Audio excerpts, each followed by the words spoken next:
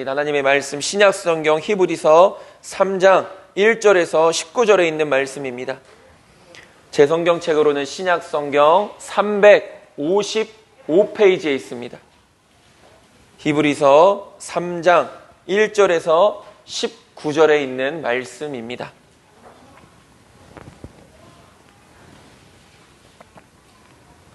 히브리서 3장 1절에서 19절 말씀 우리 다 찾으셨으면 앞에 있는 우리말 성경으로 절이 좀 많기 때문에 한 절 한 절 천천히 함께 읽겠습니다. 그러므로 함께 하늘의 부르심을 받은 거룩한 형제 여러분, 우리가 고백하는 사도이시며 대제사장이신 예수를 깊이 생각하십시오. 그분은 자신을 세우신 분에게 충성하기를 마치 모세가 하나님의 온 집에서 한 것과 같이 하셨습니다. 그러나 마치 집을 지은 사람이 그 집보다 더 존귀한 것 같이 그분은 모세보다 더 큰 영광을 받기에 합당하십니다. 집마다 누군가 지은 사람이 있듯이 모든 만물을 지으신 분은 하나님이십니다. 또한 모세는 장차 하나님께서 말씀하실 것을 증언하기 위해 하나님의 온 집에서 종으로 충성했습니다. 그러나 그리스도께서는 하나님의 집에서 아들로서 충성하셨습니다. 우리가 소망에 대한 확신과 긍지를 굳게 잡으면 우리는 곧 그분의 가족입니다. 그러므로 성령께서 이렇게 말씀하셨습니다. 오늘 너희가 그의 음성을 들으면 광야에서 시험받던 날에 반역한 것처럼 너희 마음을 완고하게 하지 말라. 너희 조상들이 거기서 40년 동안 나를 불신에 시험했다. 또한 내가 행한 일들을 보았다. 그러므로 내가 진노해 그 세대를 향해 말했다. 그들은 항상 마음이 미혹돼 내 길들을 알지 못했다. 내가 진노에 맹세한 것처럼 그들은 결코 내 안식에 들어오지 못할 것이다. 형제 여러분, 여러분 가운데 누구든지 살아계신 하나님을 떠나려는 악한 불신의 마음을 품지 않도록 조심하십시오.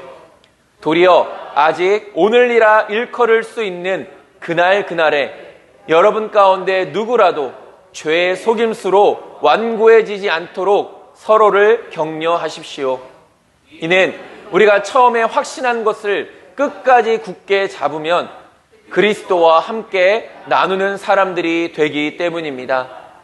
오늘 너희가 그의 음성을 들으면 광야에서 시험 받던 날에 반역한 것처럼 너희 마음을 완고하게 하지 말라라고 말씀하실 때 듣고도 반역한 사람들이 누구였습니까? 모세를 통해 이집트에서 나온 모든 사람들이 아닙니까? 또 하나님께서 40년 동안 누구에게 진노하셨습니까? 죄를 저지르고 시체가 돼 광야에 쓰러진 사람들에게 아닙니까? 또한 하나님께서 누구에게 그분의 안식에 들어가지 못할 것이고 맹세하셨습니까? 불순종한 사람들이 아니고 누구입니까? 이로써 우리는 그들이 불신앙 때문에 들어갈 수 없었던 것을 봅니다. 아멘. 아멘. 오늘은 예수를 깊이 생각하라 라는 제목을 가지고 함께 은혜를 나누고자 합니다. 지난 한 주간도 하나님의 말씀과 기도로 승리하셨습니까? 우리는 지난주에 들은 것에 더욱 유념함으로 라는 제목을 가지고 함께 은혜를 나눴습니다. 믿음은 살아 역사하시는 하나님을 믿는 것입니다. 믿음은 듣는 것입니다. 그리고 믿음은 순종하고 인내하는 것입니다. 이 모든 것은 구원의 능력과 정결케 하는 능력과 하나님의 온전한 사람으로 성숙케 하는 하나님의 말씀에 의해서 이루어지는 것들입니다. 우리는 날마다 쉬지 않고 하나님의 말씀을 붙잡고 하나님의 은혜를 구하며 살아갈 수 있어야 되는 것입니다. 이것이 바로 신앙 생활이라는 것입니다. 생활이라는 것은 매일매일 살아가는 것 아니겠습니까? 우리의 삶에 날마다 말씀과 기도가 있는 삶을 살아가는 것이 바로 온전한 신앙 생활이다라고 이렇게 말할 수 있습니다. 이와 같은 믿음으로 살아가는 자들이 항상 주의해야 할 것이 있습니다. 유념해야 할 것이 있다라고 말하죠. 그것은 바로 들은 것에서부터 멀어지지 않도록 늘 주의해야 된다라고 말합니다. 우리는 들은 말씀을 날마다 상고하며 사단에게 빼앗기지 않기 위해 모든 힘을 다해 지킬 수 있어야 되는 것이죠. 사단이 역사하는 것이 무엇입니까? 말씀을 빼앗아가는 것이죠. 우리가 기억하지 못하게 하고 살아가지 못하게 하도록 끊임없이 방해하는 것이 사단의 역사 아니겠습니까? 사단의 역사, 말씀을 빼앗아가려는 사단에게 그 말씀을 빼앗기지 않기 위하여 우리는 싸워야 된다는 것이죠. 말씀은 날마다 듣지만 말씀의 열매는 맺지 못하는 삶을 우리는 이제는 그만 살아가야 합니다. 말씀을 들었어도 열매가 없다라는 것은 결국은 말씀을 듣지 않은 것과 마찬가지라는 것이죠. 계속되는 신앙생활에도 내 삶의 믿음으로 인한 기쁨과 감격, 감사가 없다면 내 삶에는 하나님의 말씀이 없는 것이고, 말씀이 없기에 하나님과의 영적인 관계가 온전치 못한 것이므로 믿음 없는 자의 삶을 반복해서 살아갈 수밖에 없는 것이죠. 믿음을 쉽게 포기하고 말씀 앞에 불순종하는 것을 히브리서 저자는 이렇게 말합니다. 구원을 무시하는 삶이다라고 이렇게 이야기하죠. 우리는 구원을 무시하는 이 어리석은 삶을 살아가지 않을 수 있어야 되는 것이죠. 저와 여러분들은 끝까지 이 믿음을 붙들고 믿음 안에서 날마다 승리하는 자들이 될 수 있게 되기를 간절히 소망합니다. 이것이 우리가 지난주에 함께 살펴봤던 말씀이었습니다. 오늘 본문은 계속해서 모세보다 뛰어나신 예수님에 대해서 설명합니다. 히브리서 1장과 2장은 천사보다 뛰어나신 예수님이라고 이야기하고 있고, 히브리서 3장과 4장은 모세보다 뛰어나신 예수님에 대해서 설명하고 있는 말씀들인 것이죠. 그리고 이러한 예수님의 말씀 앞에 우리가 불순종으로 인해 약속된 안식에 들어가지 못했던 백성들의 모습들에 대해서도 기록하고 있습니다. 그들에게 약속되어졌고 그들에게 하나님께서 한없는 은혜를 부어주셨음에도 불구하고 그들이 영원한 안식에 들어가지 못했던 것, 가나안 땅에 들어가지 못했던 것은 그들의 믿음 없음 때문이다라고 분명하게 말하고 있죠. 그렇다면 오늘 본문은 우리에게 어떤 교훈을 주고 있는지 하나하나씩 살펴보도록 하겠습니다. 첫 번째로, 그는 모세보다 더욱 영광을 받을 만한 분이다 라고 이렇게 예수님을 소개하고 있습니다. 아까도 얘기했지만 1장과 2장은 천사보다 뛰어나신 예수님, 그리고 3장과 4장은 모세보다 뛰어나신 예수님을 이 히브리서 저자는 설명합니다. 모세라는 인물을 우리가 잘 알고 있죠. 너무나도 잘 알고 있죠. 모세가 어떤 삶을 살아왔고, 모세가 어떤 하나님의 사명을 감당했고, 그가 어떻게 하나님의 부르심을 받았는가까지도 우리는 모세의 그 삶을 잘 알고 있습니다. 이 모세라는 인물은 유대 민족을 애굽에서 이끌어내는, 물론 하나님의 역사하심 속에서 그 출애굽하는데 이 지도자로 쓰임 받았지만, 유대인들로 하여금 선민, 즉 하나님의 택함 받은 백성임을 인식하게 만들었고, 너희들은 하나님의 백성이다 라는 것을 이스라엘 백성들에게 인식하게 만들었고, 하나님과 직접 대면하여서 하나님으로부터 율법을 받아 이것을 유대인들에게, 이스라엘 민족들에게 전달하죠. 그리고 유대인의 삶 자체로 만든 이 유대인의 의식과 이 생활에서 뗄래야 뗄 수 없는 가장 위대한 인물 중에 한 사람이 바로 모세입니다. 지금도 이 유대인들이 존경하는 인물 중에 크게 두 명을 뽑자면 모세가 있고 또 다윗이 있죠. 모세는 분명 유대인들에게 절대적인 영향력을 미치는 친근하고도 존경스러운 인물인 것은 분명하고 확실합니다. 모세의 이러한 업적은 분명 대단한 것이죠. 그러나 예수님께서 이 땅에 오셔서 이루신 모든 인류를 위한 구원의 사역보다는 결코 크지 않다라는 것입니다.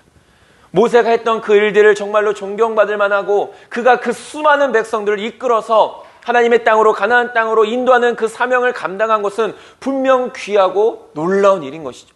그러나 예수님께서 모든 인류를 위하여 이 땅에 오신 일보다는 결코 비교할 수 없는 일이라는 것이죠. 모세는 유대 민족이라는 한 민족을 구원하기 위한 사명자로 부름받았지만, 예수님께서는 한 민족이나 한 나라에 국한된 사역이 아닌 모든 민족과 모든 나라의 구원을 위하여서 사명자로 부르심을 받았다라는 것이죠. 이것이 모세와 예수님의 가장 큰 차이점 중에 하나입니다. 그렇기 때문에 히브리서 저자는 3절에서 이렇게 말합니다. 3절 우리말 성경에, 그러나 마치 집을 지은 사람이 그 집보다 더 존귀한 것 같이 그분은 모세보다 더 큰 영광을 받기에 합당하십니다 라고 말합니다. 모세도 분명 존경받을 만한 사람이다. 그러나 그러한 모세보다 예수님은 더 영광 받으시기에 합당하신 분이시다 라고 이렇게 말하고 있죠. 우리가 히브리서 처음 시작할 때도 이 유대인들은 크게 천사와 이 모세를 존경한다라고 이렇게 이야기했습니다. 그들이 존경하는 천사나 모세보다 더 뛰어나신 분이 예수님이시니 너희들은 예수님을 꼭 붙드는 삶을 살아가라. 이렇게 히브리서 저자는 말하고 있는 것이죠. 우리가 살아가는 이 세상에도 존경받을 만한 많은 믿음의 사람들이 있습니다. 그러나 사람을 향한 존경이 지나치면 자칫 그 사람을 맹목적으로 따르게 되고 그렇게 따르게 되면 하나님이 아닌 사람을 보게 되는 것이고 하나님을 따르는 것이 아닌 사람을 따르는 일이 되어진다라는 것이죠. 오직 영광을 받으실 분은 주님 한 분뿐이십니다. 존경을 받을 만한 사람을 사용하셔서 놀라운 역사를 이루어 가시는 그 능력의 주님을 우리는 믿음의 눈으로 반드시 바라볼 수 있어야 되는 것이죠. 그렇기 때문에 사람이 아니라 하나님을 바라볼 수 있어야 됩니다. 그 놀라운 사람을 사용하시는 놀라운 능력의 하나님을 우리는 바라봐야 된다는 것이죠.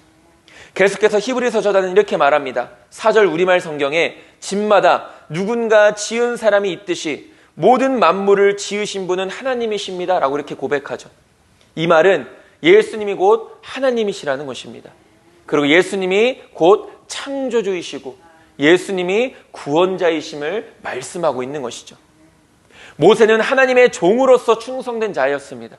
그러나 예수님은 하나님의 아들로서 충성된 자였던 것이죠. 종이 더 큰 신분을 가진 자입니까? 아니면 아들이 더 큰 신분을 가진 자입니까? 당연히 아들이 종보다 더 큰 신분을 가진 자이죠. 아들은 또한 집의 주인으로서 종을 부릴 수 있는 자격과 능력을 가진 사람입니다. 사실 모세와 예수님을 서로 비교한다는 것 자체가 모순되어진 일이지만 히브리서 저자는 당시 복음을 듣고 이제 막 유대교에서 기독교로 개종한 유대인 성도들이 다시 유대교로 돌아가는 일을 막기 위해서 예수님의 위대하심에 대해서 이렇게 설명하고 있는 것이죠. 모세도 존경받을 만한 사람이지만 그러나 예수님이 더 큰 위대하신 분이시다. 다시 과거로 돌아가지 말고 너희들은 이 믿음, 너희들에게 허락되어진 이 믿음을 끝까지 지키며 살아가라. 그러면서 1절에서 이렇게 말하죠. 그러므로 함께 하늘의 부르심을 받는 거룩한 형제들아 라고 이렇게 말하면서 우리가 믿는 도리의 사도이시며 대제사장이신 예수를 깊이 생각하라 라고 이렇게 말하고 있는 것이죠. 여기서 사도는 어떤 사람입니까? 여러 번 말씀을 나눴던 것처럼 사도는 보냄을 받은 자입니다. 세상 가운데 보냄을 받은 사람이 사도인 것이죠. 그러니까 세상 가운데서 믿음으로 살아가고 그 사명을 감당하는 모든 그리스도인들이 다 사도라는 것입니다. 이 사도들은 무엇을 위해서 세상 가운데 보냄을 받았습니까? 바로 복음을 위해서입니다. 예수님께서는 온 인류를 구원하시기 위해 하나님께로부터 이 세상에 보냄을 받은 사도 중에 사도이신 것이죠. 그렇기 때문에 예수님을 사도이시다라고 이렇게 말하는 것입니다. 그리고 대제사장은 어떤 사람입니까? 제사장의 장, 제사장의 우두머리, 제사장의 가장 위에 있는 사람이 대제사장이죠. 이 대제사장은 이스라엘 백성들의 죄를 대신하여서 1년에 한 번씩 대속죄일에 지성소로 들어가서 백성들을 대신하여 하나님 앞에 제사를 드리는 일을 감당했던 사람입니다. 그러니까 하나님 앞에 지은 백성들의 죄를 대제사장이 하나님 앞에 나아가서 대신 사하는 일을 감당했던 일이죠. 중보자로서의 역할을 감당했던 자가 바로 이 대제사장이었습니다. 그러나 예수님께서 대제사장이 되신다는 의미가 바로 그런 의미죠. 구약시대의 대제사장이 하나님과 백성들 사이에서 중보 역할을 수행하며 백성들의 죄를 속하기 위한 제사를 하나님께 드렸듯이 예수님께서도 모든 사람의 죄를 사하여 주시기 위해서 대제사장의 역할, 하나님 앞에 나아가는, 그래서 하나님 우리들의 죄를 위하여서 중보자의 역할을 해주셨다는 의미에서 바로 예수님이 대제사장이시다라고 이렇게 말하고 있는 것입니다. 쉽게 말하면 우리의 죄로 인해 멀어진 하나님과 우리의 관계를 예수님께서 친히 피 흘려 주셔서 우리의 죄를 용서해 주시고 다시금 하나님과 이어질 수 있게 해주셨다라는 것이죠. 예수님은 우리에게 이러한 분임을 우리는 깊이 생각할 수 있어야 됩니다. 예수님은 사도이시며 예수님은 대제사장이시다. 우리를 위하여 복음을 선포하시는 분이시고 우리를 죄 가운데서 건지시기 위하여 하나님과 우리 사이에 중보자가 되시는 분이시다. 우리는 이런 예수님을 날마다 깊이 생각하며 살아가야 된다. 하늘의 부르심, 곧 하나님의 부르심을 받은 우리 성도들은 날마다 사도이시며 대제사장이신 예수님을 깊이 생각하는 믿음의 삶이 있어야 된다는 것이죠. 우리는 하나님께로부터 거룩한 성도로 부름받은 자들입니다.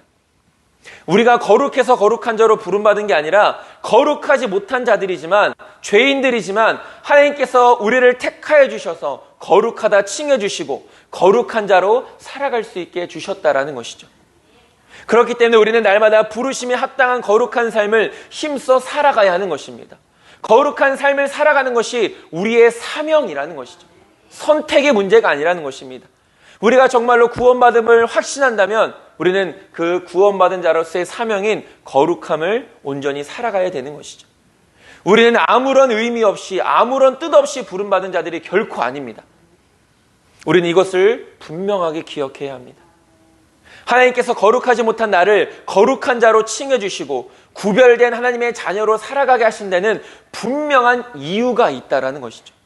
하나님은 놀라우신 계획 속에서 저와 여러분들을 구원해 주셨고 하나님의 자녀로 삼아 주셔서 사명을 감당케 해주셨다라는 것입니다. 나를 통해 세상 사람들이 하나님을 볼 수 있어야 하고 하나님의 살아계심을 경험할 수 있어야 되는 것이죠. 왜 그렇습니까? 우리는 우리의 구원받은 이 삶을 통해 열심히 하나님의 영광을 나타내기 위하여 부름받은 자들이기 때문인 것이죠. 저와 여러분들의 그 거룩한 믿음의 삶, 힘써 살아가는 믿음의 삶을 통해 세상 사람들이 하나님을 볼 수 있어야 된다는 것이죠. 구약에 자주 예로 드는 요셉이 있지 않습니까? 어려운 상황 가운데서 종의 몸으로 팔려갔지만 그는 거기서도 하나님의 사람의 그 거룩함을 잃지 않았습니다. 그렇기 때문에 보디발 장군이 요셉을 통하여서 하나님을 볼 수 있지 않았습니까? 우리의 삶도 그래야 된다는 것이죠. 저와 여러분들이 어떤 상황과 환경 속에서도 이 거룩한 믿음을 잃지 않고 살아가는 가운데 그래서 세상 사람들과 함께하고 세상 가운데 보냄을 받는 삶을 살아가는 가운데 많은 믿지 않는 사람들이 나를 통해서 저와 여러분들을 통해서 살아계신 하나님을 볼 수 있어야 된다는 것이죠.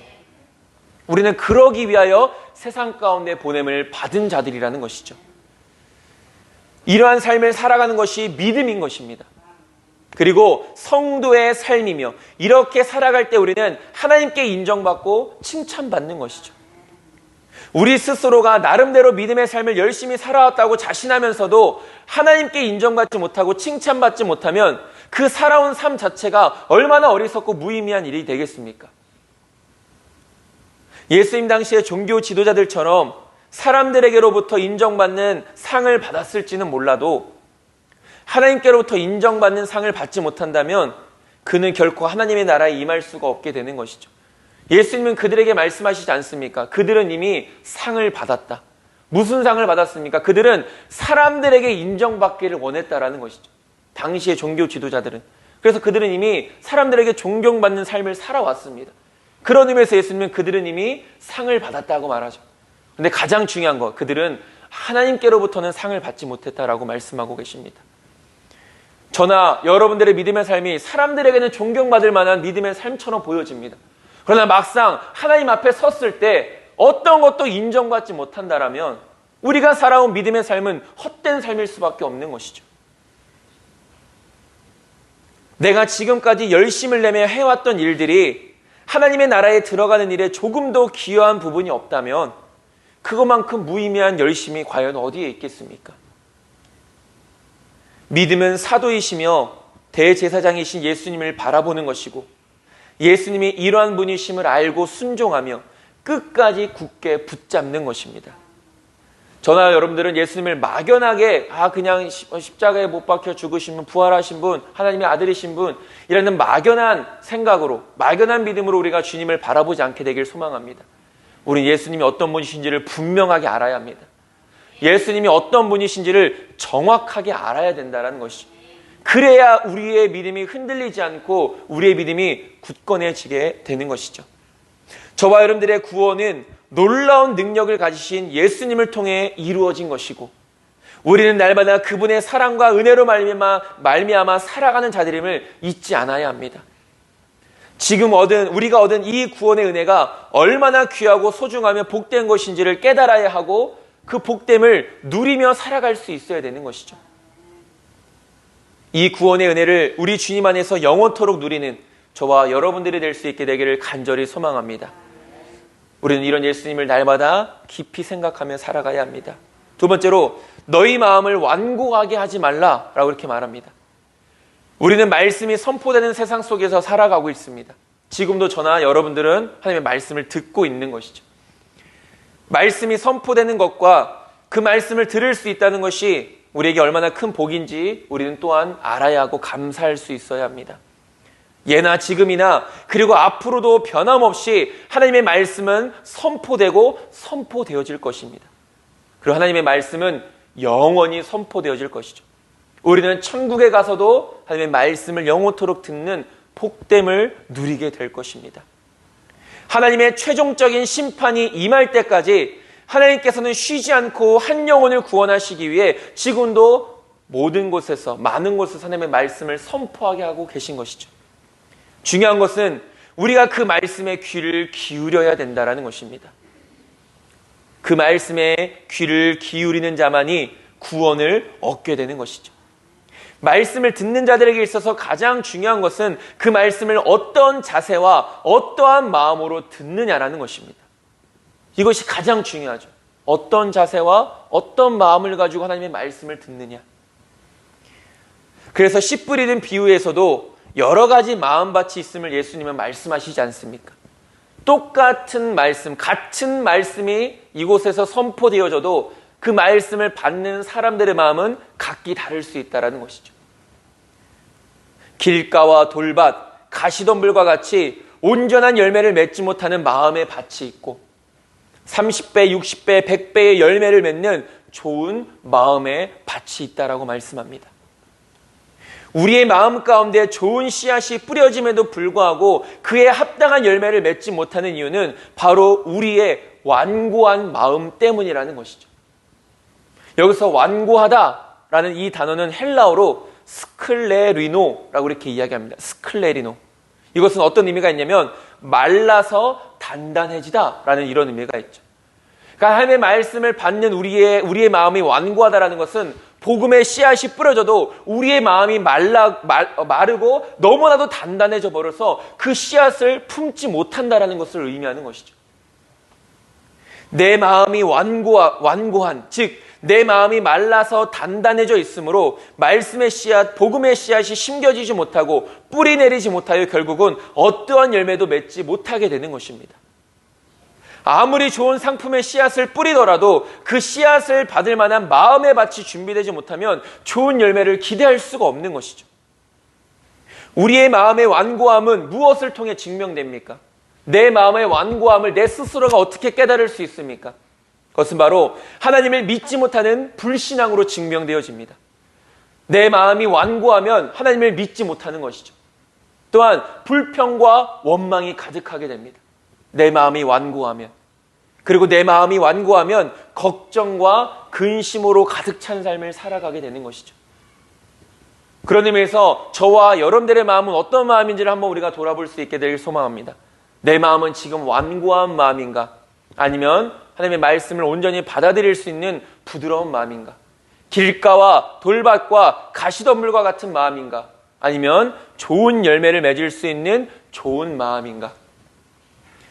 오늘 본문 8절에 보면 이렇게 말하죠. 광야에서 시험하던 날이라고 말하고 있습니다. 이 말씀은 이스라엘 백성들이 출애굽한 후 광야에서 40년 동안 살면서 늘 하나님께 대한 도전과 불평과 원망의 모습에 대해서 기록하고 있는 말씀입니다. 칭찬의 말씀이 아니죠. 그들이 40년 동안 잘못했다라는 것을 말씀하고 있는 것입니다. 40년 동안 이스라엘 백성들은 하나님을 의심하고 시험했습니다. 그들은 출애굽이라는 놀라운 구원의 역사를 경험하였고 때마다 시마다 그들을 도우시는 하나님의 손길을 눈으로 보았고 경험했음에도 불구하고 늘 믿음 없는 모습으로 살아왔다라는 것이죠. 왜 그렇습니까? 그들의 마음이 항상 완고했기 때문입니다. 항상 메말라 있어서 단단했기 때문에. 완고한 마음은 하나님의 말씀에 불순종하게 됩니다. 완고한 마음은 하나님을 보지 못하게 합니다. 완고한 마음은 사단에게 늘 미혹되어 바른 길을 가지 못하게 되는 것이죠. 내가 여전히 온전한 믿음으로 살아가지 못하고 있다면 그것은 바로 나의 완고한 마음 때문인 것입니다. 들어도 깨달음이 없습니다. 들어도 거듭남이 없습니다. 들어도 하나님과 멀어진 죄악된 길에서 더 이상 돌이키려 하지 않습니다. 우리의 이 완고한 마음을 부드럽게 하시기 위해 성령님은 지금도 역사하고 계십니다. 완고한 마음을 끝까지 고집하는 자들에게는 하나님의 무서운 심판이 임하니 이 완고한 마음에서 부드러운 마음으로 돌이키시기 위해 성령님은 지금도 우리 가운데 역사하고 계신 것이죠. 에스겔서 11장 19절에서 21절은 이렇게 말합니다. 내가 그들에게 한 마음을 주고 그 속에 새 영을 주며 그 몸에서 돌 같은 마음을 제거하고 살처럼 부드러운 마음을 주어 내 율례를 따르며 내 규례를 지켜 행하게 하리니 그들은 내 백성이 되고 나는 그들의 하나님이 되리라. 그러나 미운 것과 가증한 것을 마음으로 따르는 자는 내가 그 행위대로 그 머리에 갚으리라. 나 주 여호와의 말이니라 라고 이렇게 말하고 있습니다. 여기서 말하는 새 영은 성령님을 의미하는 것이죠. 성령께서 우리의 돌 같은 마음을 제거하고 부드러운 마음을 주셔서 하나님의 말씀 앞에 온전히 순종케 해주신다라는 것입니다. 말씀을 듣는 우리는 그렇기 때문에 이렇게 기도할 수 있어야 되는 것이죠. 성령님, 완고한 내 마음을 갈아엎으셔서 부드러운 마음이 되게 하시고 그 부드러운 마음을 통해 하나님의 말씀을 듣게 하옵소서. 들은 말씀에 합당한 열매가 내 삶에 맺게 하옵소서라고 우리는 하나님 앞에 이렇게 기도할 수 있어야 되는 것이죠. 지금도 그렇게 기도하시는 분들이 계시지만 우리가 이 시간부터 하나님 앞에 나와서 예배를 드리거나 말씀을 듣거나 가장 먼저 하나님 앞에 나와서 우리가 기도하지 않습니까? 그리고 여러분들의 삶에서 말씀과 또 기도의 삶을 통해서 기도하지 않습니까? 가장 먼저 기도해야 될 것이 있습니다. 하나님, 내 돌 같은 마음이 부드러운 마음이 되게 하여 주시옵소서. 성령님, 내 마음을 갈아엎어 주시옵소서. 그래서 이곳에서 선포되어진 하나님의 말씀에 귀 기울일 수 있게 하시고 들을 수 있게 하시고 살아가게 하여 주시옵소서. 우리는 가장 먼저 하나님 앞에 나왔을 때, 이 예배 자리에 앉았을 때 이렇게 먼저 주님 앞에 기도할 수 있어야 된다는 것입니다. 앞으로 저와 여러분들 그렇게 기도할 수 있는 자들이 되어지길 소망합니다. 반드시 우리에게 필요한 것입니다. 하나님의 말씀을 듣는 우리들의 마음은 부드러운 마음이 되어야 합니다. 부드러운 마음이 아닌 말라서 단단한 마음은 말씀을 듣지 못하고 하나님의 뜻을 깨닫지 못함으로 언제나 잘못된 길로 나아갈 수밖에 없는 것이죠. 잘못된 길의 끝은 무엇입니까? 하나님의 심판 아니겠습니까? 아까 에스겔서에서도 말하죠. 미운 것과 가증한 것을 마음으로 따르는 자는 내가 그 행위대로 그 머리에 갚으리라 라고 말씀하십니다. 완고한 마음으로 인해 이스라엘 백성들은 어떻게 되었습니까? 11절 우리말 성경은 이렇게 말합니다. 내가 진노해 맹세한 것처럼 그들은 결코 내 안식에 들어오지 못할 것이다 라고 말합니다. 그들은 분명히 가나안 땅을 약속받았죠. 그 안식이라는 것이 가나안 땅입니다. 가나안 땅을 약속받았음에도 불구하고 하나님은 말씀하십니다. 내가 맹세하겠다. 이것은 무슨 말입니까? 반드시 그렇게 하겠다라는 말씀이죠. 너희들이 아무리 바라고 아무리 소원해도 내가 이 말을 결코 취소하지 않겠다. 너희들은 안식에 들어가지 못할 것이다 라고 말씀하십니다. 하나님의 진노의 말씀처럼 그들은 끝끝내 가나안 땅에 들어가지 못했죠. 40년이라는 시간 동안 하나님께서 기다려주시고 참아주시고 끝없이 그들을 위해 역사해 주셨음에도 불구하고 변하지 않는 그들의 완고함 때문에 이들은 가나안 땅에 안식에 들어갈 수 없었던 것입니다. 오늘날 우리들도 마찬가지입니다. 여전히 완고한 나의 마음 때문에 말씀을 듣지 못하고 깨닫지 못하고 살아가지 못하고 말씀대로 살아가지 못하고 있습니다. 이러한 믿음 없음을 아무렇지 않게 여기고 반복해서 우리는 살아가고 있다는 것이죠. 하나님께서 다 알아서 해주시겠지라는 아니라는 생각만 붙들며 살아갑니다. 이 완고한 마음이 하나님 앞에서 얼마나 큰 죄인지를 전혀 인식하지 못하며 살아가고 있는 것이죠. 히브리서 저자는 이렇게 완고한 마음을 품고 살아가는 자들에게 경고하고 있습니다.